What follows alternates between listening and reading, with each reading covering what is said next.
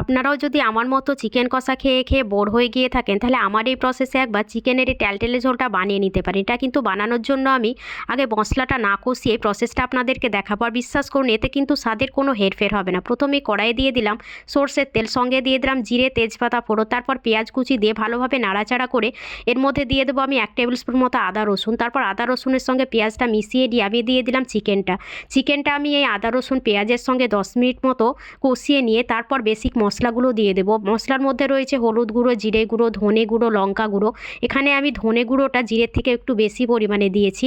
আর দিয়ে দিলাম কুচনো টমেটো। এটা ভালোভাবে সবার সঙ্গে মিক্স করে নিয়ে পুরো মাংসটাকে ভালোভাবে কষিয়ে নিয়ে স্বাদ মতো নুন দিয়ে আমি এটাকে কষিয়ে কষিয়ে রান্না করব। এতে কিন্তু আমি কোনো জল অ্যাড করব না। দেখুন, ঢাকা দিয়ে দিয়ে রান্না করছি, এতে কতটা জল বেরিয়েছে। এই জলেই কিন্তু চিকেনটা সেদ্ধ হয়ে যাবে এবং আমাদের ঝোলটাও থেকে যাবে, যে টেলটেলে ঝোলটা চেয়েছি সেটাও থেকে যাবে। দেখুন, রান্না আমার কমপ্লিট। আমি দিয়ে দিলাম ধনে পাতা। তাহলে রেডি হয়ে গেল টেলটেলে ঝোল।